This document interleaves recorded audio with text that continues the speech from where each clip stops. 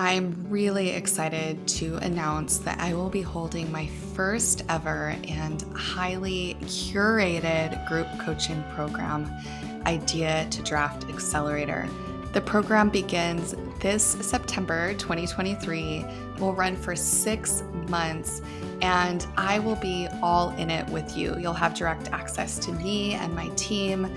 We will meet twice a month for group coaching. You'll have step-by-step education to write your book, and I will be bringing special guest experts to answer your questions about all of the things that happen after the first draft. This is the first time I have taken my one-to-one coaching process and I have opened it up for a group.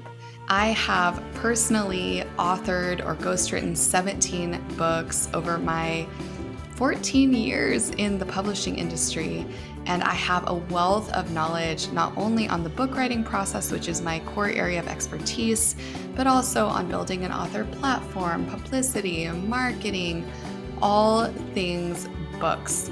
If you are serious about writing a catalyst book, something that will help you achieve your big vision, whether that is making an impact with your story, launching a business, or scaling an existing business or brand, I want you in my program. You can learn more at stacyennis.com/idea to draft. That's idea to TO draft. Or just reach out to me, hello@stacyennis.com. I would love to support you on your author journey. Welcome to episode 100. That is wild. It's crazy to think that I am publishing episode 100 of this podcast. And as I was preparing for today, I have a bunch of clips from the history of the podcast that I want to share with you. I was thinking about when I first started the podcast. So I'd been talking about it for some time, probably a couple of years, when Catherine, who's on my team, sent me a link to a podcast platform that was supposed to make it really, really easy to start and publish your podcast. And so I thought, okay, it's time to stop talking about this and start doing it. And so I recorded my first episode from my little upstairs office in Thailand, where I was living at the time, with my iPhone and my Apple headset, the kind that plugs in, the little microphone on there. And I edited it right in the app and I published it from there. And I remember just creating that and thinking like, this probably isn't very good, but I'm just going to get started. And it's just evolved since then. I didn't know I would love podcasting as much as I do, but it's interesting that the work that I've done actually is perfect preparation for hosting a podcast. I've spent a lot of my work as a ghostwriter, as somebody who is interviewing people, pulling content out of them, and then crafting something out of that. So I've had to learn how to be a really great interviewer. I've had to learn how to create great content, which I'd already been doing for a long time before I started this podcast and my blog and work for clients. And so little did I know this was such a natural transition for me to move into hosting a podcast. And what's been cool about this is that it's also become a way for me to connect with you and to find people that really align with the message that I'm sharing and the guests that I bring on. It's been such a great way to attract the perfect, most wonderful clients in the world.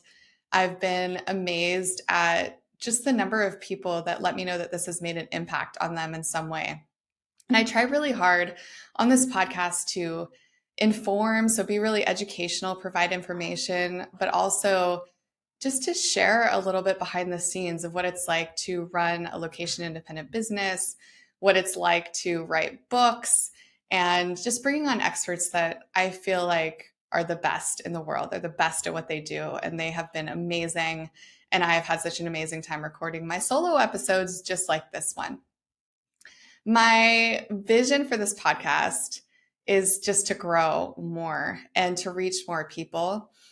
In some ways, this is a little bit outside of my general work. You know, the main work that I do is coaching growing authors. And the podcast, yes, I do talk a lot about publishing and writing and all things book related, but it has this mission that's beyond that, that's connected to really creating a life you love. And so I want to reach more people with that message and that mission. So we are really working to grow the podcast. If you are a loyal listener, one of the things that you can do to help is to rate and review the show. It makes a huge difference in my ability to reach more people. And so that's a big focus for us in the coming years, just getting the podcast out there, growing more listeners, and creating a really high quality podcast. I really see this as an opportunity for me to put more goodness into the world, both the content that I share, but a lot of it is the people that I have the honor of bringing onto the podcast. So without further ado, I want to share some of the top episodes that I've published throughout the scope of the podcast. And they have a good range. So I have selected some that are on publishing, some on our early time in Portugal, some on business growth, a really wide range. So I'm going to start us today with an episode with publishing, or I should say an excerpt from an episode with publishing expert Jane Friedman. This was such an insightful episode, and it has been by far one of the most popular episodes that I've done. And I think part of it is because she does such a great job of laying out the different paths to publishing. We have a really honest conversation about the different options the authors have before them. And it was just fun to talk shop with her. So let's listen to a clip from episode 56, Determining Your Publishing Path with Jane Friedman. So the big mistake is thinking my book is for everyone, or my book could help anyone. That is deadly from a marketing perspective. So you have to get more disciplined and focused and think about who is the person who will read this book and evangelize for it. Like their life will be transformed and they're going to help spread the word.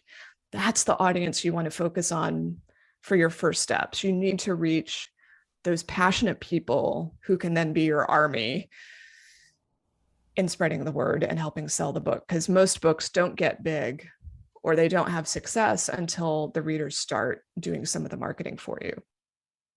I love this clip. It's so right on, and it's such a powerful reflection for authors. A lot of times when I meet new authors, I think they have this expectation that because their message and their book matters to them, it will matter to other people too. And of course, that's what our goal is, for it to connect with other people, but it has to get in their hands first. And so there really has to be an active role as a marketer of your message, and having real clarity around who your reader is makes a massive difference in your ability to reach them. When I listened to this clip, I visualized this joyful army marching behind an author, and really this group of people that are supporting you every single step of the way. So I love this. I love this clip. And I hope if you're writing a book, it's really encouraging for you as you craft that book and market it and get it in the hands of your reader. Let's shift now to a solo episode that I did on the book writing process. And this is actually a webinar that I replayed as a podcast episode, but it's been a top listen for the podcast. It's been something that has really been practical and encouraging for authors. So let's listen to episode 65, You Author the Nonfiction Book Writing Process. Throughout coaching people and my own journey and watching people that I admire is that every good thing requires a hard and scary choice. And showing up and getting this book done can be a hard and scary choice. But on the other side of it is something you can be so deeply proud of. And writing a book is not easy, but it is so worth it. Yes. This journey of writing a book, it can feel really hard. It can feel like a massive undertaking. I understand. I've done it myself 17 times, working on number 18 right now, and coached dozens of authors and impacted over 100 books in my nearly 14 years in this industry. And what I've seen in books, in business, in life is that the hard things are the things that really make a difference for us. They're the things that matter. I mean, think about it. Your education, maybe going to college, your relationships, your financial goals, all of those goals or milestones or things that you work toward, they can be really tough. There can be hard aspects of that. But reaching what you aspire to is beautiful and wonderful. And the journey of authorhood, when you can get to the end of that and say, I did that. Like I wrote that. That's my book. It's so incredible and so powerful. All right, let's listen to the next clip. This is an episode I did on the ups and downs of living in Portugal. And this was recorded right before COVID. So I'm going to play two clips back to back. Here's episode 6, the ups and downs of living in Portugal.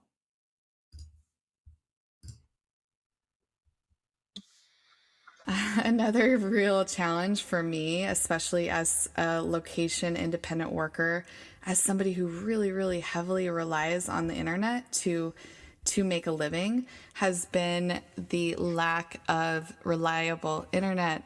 Oh my goodness, that has been such a huge challenge. So, where we live, currently, fiber is not accessible everywhere. It is across the street from our neighborhood, and it's in most of the city we're in. We're in a city, so we're not, out on a farm or anything. We're actually really right in a city, but the only unlimited internet we can get is too slow to have video conference calls. So we have to buy a box which has a certain amount of internet that runs out. It just, like that, stops working. And then we have to have these backup cards that we put into the modem to get new internet. I mean, it's like living in the early aughts. It's wild. A little bit of a slow go for me with Portuguese. I know bom dia, I know boa tarde, boa noite. That's good morning, good afternoon, good evening. I know some basics, I know some foods, but sentence structure, no, nothing yet. It is definitely an area I want to focus on. So maybe in the future, I'll have that as an up because I speak Portuguese. That will be the goal. Oh my gosh, those clips are a blast from the past. The internet, oh, it was such a pain when we first moved here, and it was so frustrating. And as I mentioned in this clip, it would just go out. Suddenly, I would be on a call and then it was just gone. Thankfully, not too long after I recorded this episode, they installed fiber. So I now have nice and fast internet. However, this week alone, we've had a power outage, the internet. I had all these internet problems yesterday when I was trying to meet with a client. So we still have some things that are not ideal. However, the vast majority of the time, the internet works fine. We normally don't have frequent power outages. So these are just annoyances, but they're nothing like what they were. And certainly nothing like when we lived in the Dominican Republic and the power would go out every day. So it's been better. I'll say it's been better. And on the language, I'm sorry to say I'm not as far along as I would like to be. Although I understand a lot of Portuguese now. I don't understand 100%. I would say, depending on context, somewhere between 50 and 70%. Sometimes it's lower if I don't understand the context or I don't understand a lot of special language, but I understand a lot. And I've been able to navigate situations only in Portuguese.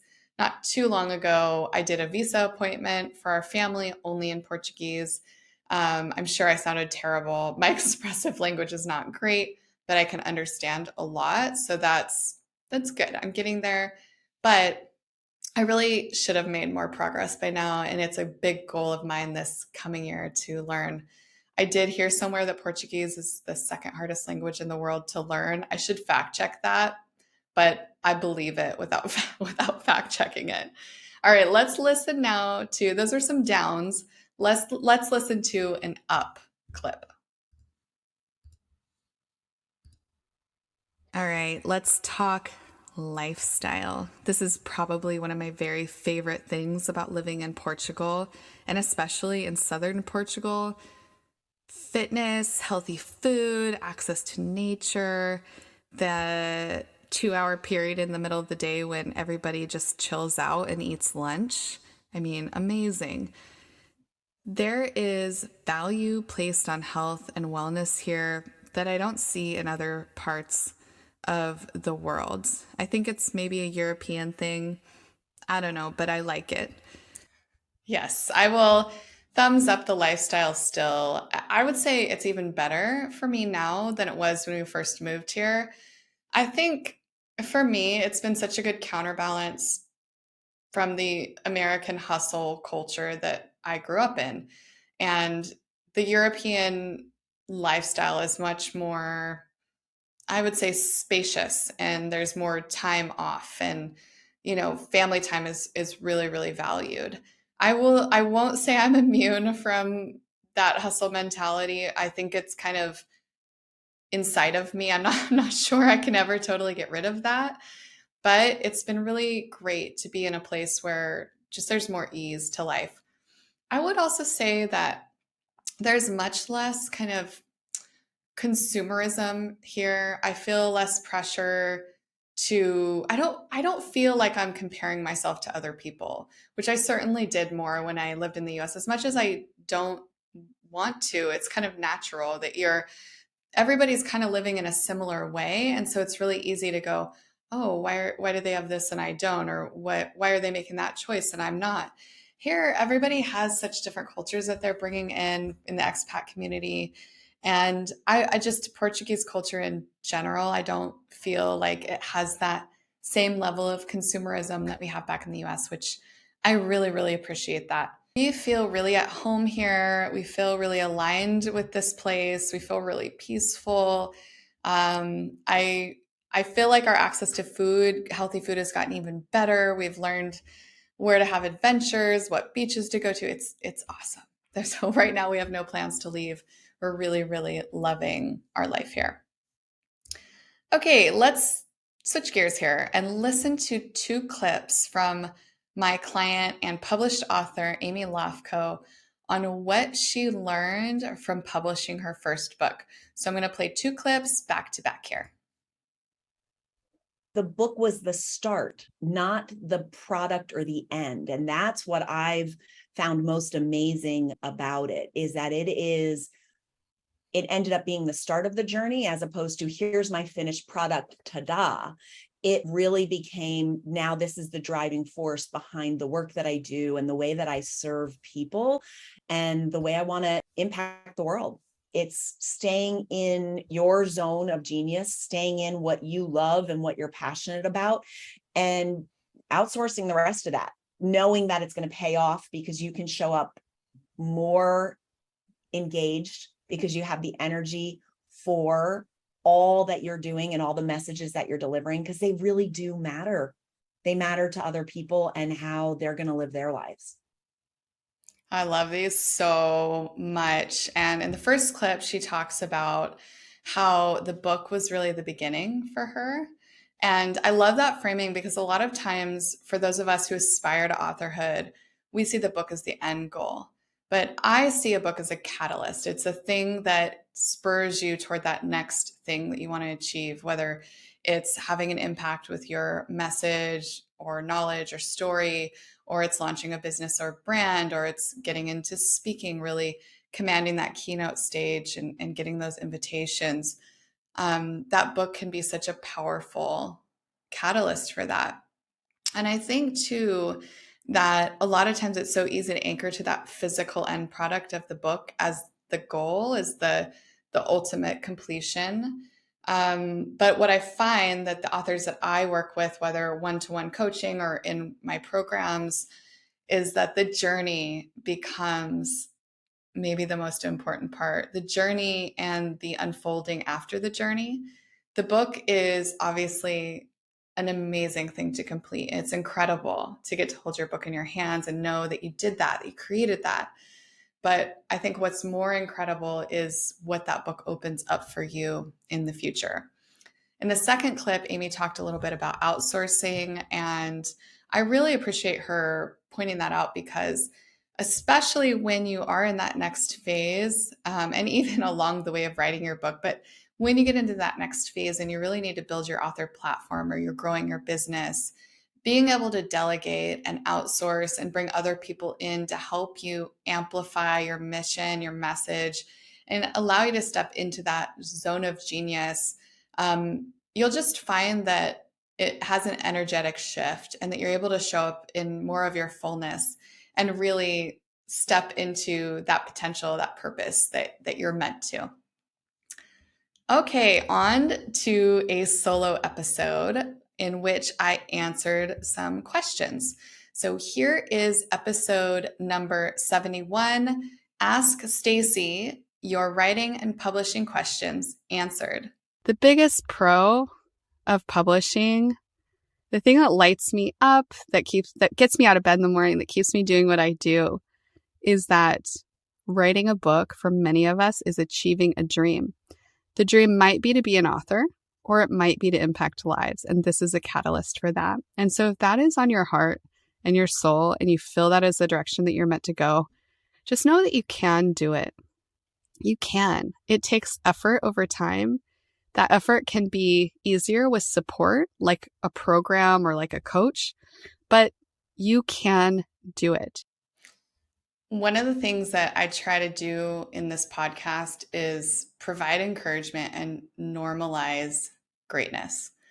I think it's really easy to look to people we admire and think that they're special, think that they have some inherent talent or some leg up, which, yeah, that can be true. There's certainly privilege out there, so I want to acknowledge that. But I also want to point out that in writing, in nearly everything we do, it's not always the most talented people that are successful. Some of the greatest writers of our time have never had their work read. And it does end up being that the people that are consistent and disciplined and show up and do the work and stick to it, they're the ones that see success.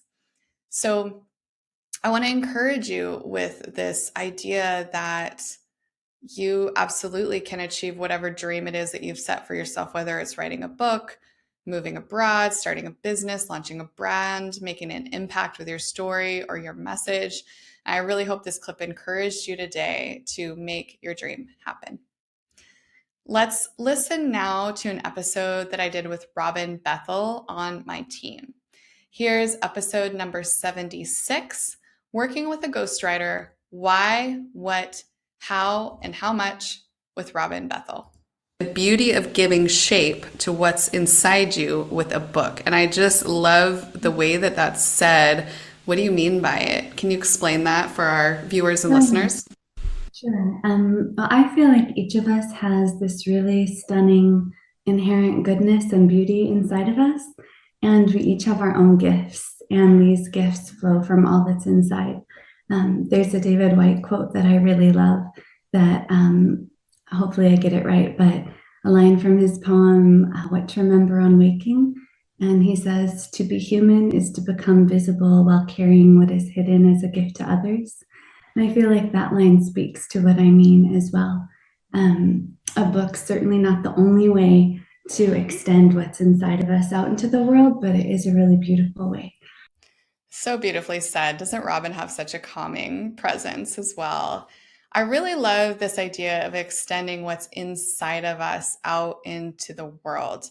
And I often think about the work that I and my team do as throwing like stones into a pond. And so each author that we have the honor of supporting, they have a ripple effect. And oftentimes there's another stone that picks up their message and creates another ripple effect. And what I love about authorhood and just, writing a book and sharing it with the world is that you are having an unseen impact. You are creating something and impacting people in a way that you will never even be fully aware of. And I think that's such a beautiful thing, to take what's in you, share it with the world, and create an experience and impact for someone else. Let's listen now to our last clip with my wonderful client, David Morales. Here's episode 70, Grit, Grace, and Writing a Book as a High-Level Executive with author David Morales. And so the final thing I'll say in terms of the professional side is understand your own persona, your self-awareness. Be humble. If you're in a room with executives and you're sort of like 10 tiers down, well, understand how to create value quickly so that the executives say, we want that person in the room. The higher up you go, frankly, what I've learned is that I am a servant. I'm not a leader. The higher I go in my career, it is literally clear to me, I am here to serve people. And it has enabled me to create incredible teams of successful people that, frankly, I serve. I'm not their leader.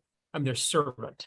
A mindset of service. Yes. I love this so much. And for me, this has been my orientation to the world since I was really young. My dad is a chiropractor, and as a chiropractic physician, he really had to be there in the service of his patients. And so, he always talked about that. And he always talked about how he was there to serve them. And I've carried that mindset into my business. So I loved hearing David articulate this. This also really extends to writing a book, to giving a talk, to really anything you do. Because when you are focusing on serving the person that is engaging with your work, again, whether it's a book you've written, something on social media, a talk you're giving, it really takes the spotlight off of your own insecurities and doubts. And it allows you to reorient your focus off of yourself and onto others, to show up for others. And that is really, really freeing. It is a gigantic mindset shift that I had to go through when I started speaking. I used to get really nervous and, all the normal things, worry I'd mess up, worry I'd say something silly. And when actually it was my dad, before I gave a keynote once, he coached me through it's not about you, Stacy. It's about them. And I've really held that closely. And this clip from David, I think, does such a beautiful, beautiful job of illustrating what that looks like in action. So that is it for our clips for episode 100. That is a wrap on episode 100. Wow. I have to say, when I realized that I was going to be recording the 100th episode, I was like, is that right? Is this really episode 100? And it feels really good to be at this milestone and to get to share with you some of my favorite episodes. I've had so many amazing guests. So certainly in a future episode, I'll have to bring more clips from some of those great, great interviews. But I hope you really enjoyed these conversations. One thing that I hope you'll also take out of my own story with this podcast is that, it really is about consistency and showing up. One thing that we have found with this podcast is that we had to be publishing regularly. We needed to increase the frequency of publishing and really show up no matter what. And I think that's true in writing a book. I think it's true in building a business and really any big thing that you want to accomplish. So thank you for joining me in this reflection episode. Thanks for celebrating this awesome milestone with me. And I'm so grateful to have you as part of this journey. As always, I want to thank the people that make this podcast possible. Thanks to Rita Dominguez for being an amazing producer of the pod. Thanks to Catherine Fishman for project support, helping make sure that all the things get done. And thanks to Kim Foster for ensuring that everything that goes out into the world is error-free and beautifully crafted for you. I will be back with you before you know it.